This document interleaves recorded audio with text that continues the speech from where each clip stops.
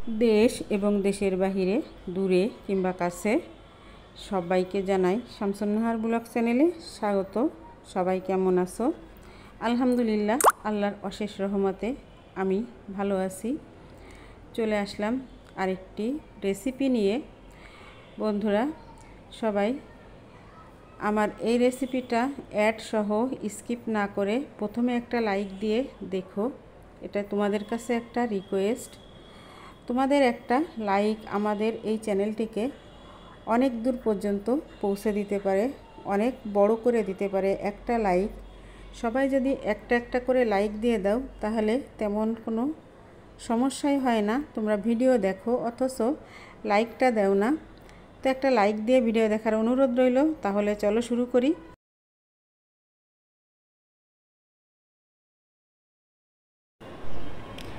বন্ধুরা চলে আসলাম মূল ভিডিওতে।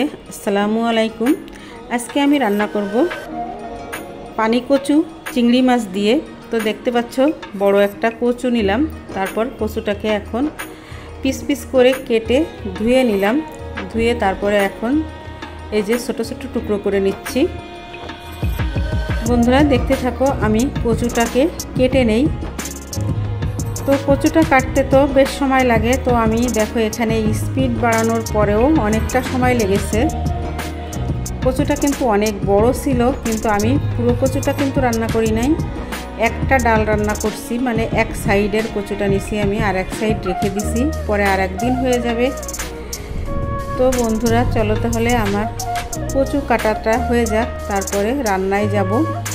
আমি আজকে কচুটাকে প্রেসার কুকারে সিদ্ধ করে নেব। এই কচুটা 2 দিন আগে আনছিল, অনেকটাই পানি শুকিয়ে গেছে এর থেকে। করার পরেও খুব বেশি পানি গলেনি, আরও কিছুটা পানি দিয়ে আমি সিদ্ধ করছি। তোমরা মনে করতে পারো কচু আবার প্রেসার কুকারে দেওয়া লাগে কি নাকি, কিন্তু প্রেসার কুকারে দিয়ে দেখলাম খুব ভালোই হলো। অনেক তাড়াতাড়ি একটা সিটিতেই সিদ্ধ হয়ে যায়। তারপর একটু চামচ দিয়ে নাড়াচাড়া করে নিলেই হয়ে যায়। তো চলো রান্না করতে। আমি প্রথমে প্রেসার কুকারে সামান্য একটু পানি দিয়ে দিলাম, তারপর কচুগুলি দিয়ে দিচ্ছি।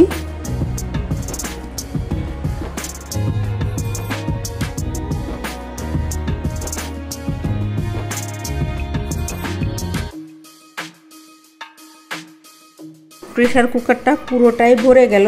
এখন আমি চেপে চেপে প্রেসার কুকারের ঢাকনাটা দিয়ে দেব, দিয়ে একটা সিটি দেব।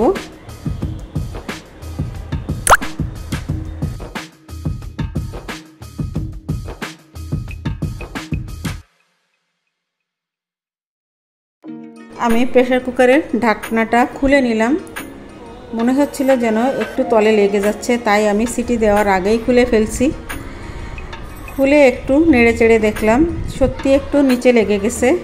দেখো তাহলে পানিটা অনেকটাই কম হয়ে গেছে। আমি আরও সামান্য কিছু পানি দিয়ে আর আস্ত গোটা কাঁচামরিচ দিয়ে দিলাম, আর লবণ দিয়ে দিলাম, হলুদ দিয়ে দিলাম, দিয়ে আবারও ঢেকে দিয়ে আরও একটা সিটি দেব আমি। আমার সিটিটা কিন্তু হয়েছিল না, তার আগেই আমি খুলে ফেলছি, যা সত্যি কথা। এবার একটা সিটি দিয়ে নেব, কারণ কচুটা তেমন ভালো সিদ্ধ হয়নি। আর একটা সিটি দিলে ভালো করে সিদ্ধ হয়ে যাবে। আমার এখানে 2 কাপ পানি দিলেই ভালো হতো, আমি 1 কাপ পানি দিয়েছিলাম, তাই নিচে লেগে গেছে। দেখো কড়াইতে চিংড়ি মাছ ভেজে রাখছি তেলে।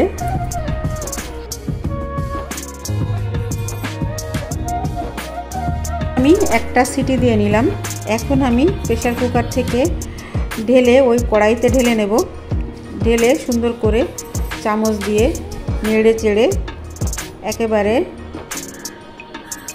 ঘুটে নেব, মাখো মাখো করে নেব। তারপর আমি বাগার দেব।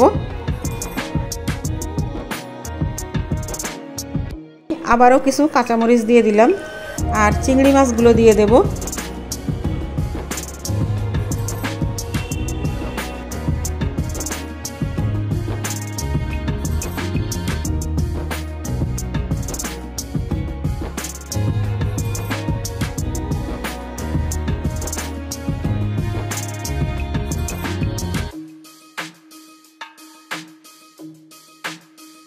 বন্ধুরা এই পর্যায়ে বারবার নাড়তে থাকতে হবে। আমি দেখো একটু রসুন বাটা দিয়ে দিলাম।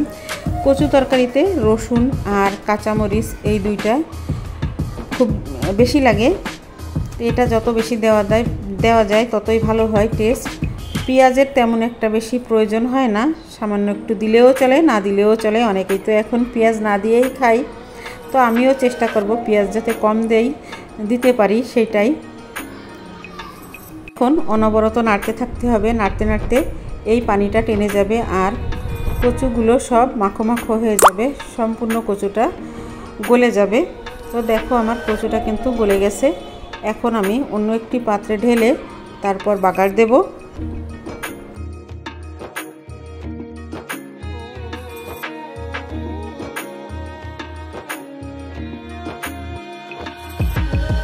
বন্ধুরা আমি কচুটা নামিয়ে নিলাম। চুলায় আমি ওই কড়াইটাই ধুয়ে আবার দিয়ে দিলাম কিছুটা গোটা জিরে, তারপর দিলাম তেজপাতা, দিয়ে একটু নেড়েচেড়ে নিলাম জিরা থেকে সুন্দর একটা ফ্লেভার বের হওয়া পর্যন্ত। তারপর দিয়ে দেব 2-3 চামচ রসুন, কুচি করা রসুন,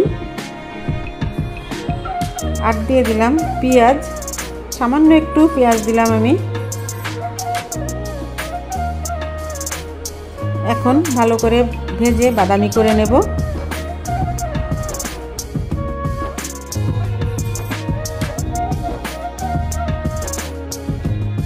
এখানে সরিষার তেল ব্যবহার করছি। এই সব ধরনের বাগারে সরিষার তেলই ভালো হয়, দিলে সেন্টটা খুব ভালো আসে। তো দেখো আমার পেঁয়াজ রসুনটা বাদামি হয়ে গেছে। এখন আমি কচুটা দিয়ে দেব।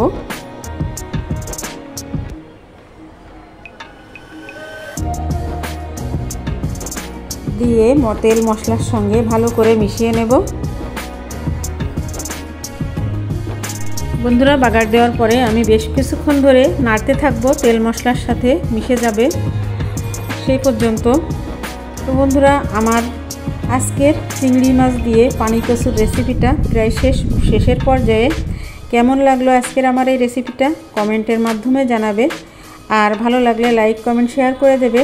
নতুন বন্ধু যারা আছো তারা আমার চ্যানেলটিকে সাবস্ক্রাইব করে চ্যানেলের পাশে থাকা বেল বাটনটি অন করে দেবে, যাতে করে ভিডিও ছাড়ার সঙ্গে সঙ্গে তোমাদের কাছে পৌঁছে যায়। বন্ধুরা আমার রান্নাটা কমপ্লিট। আমি এখন একটা সার্ভিং প্লেটে আমি তুলে নিচ্ছি।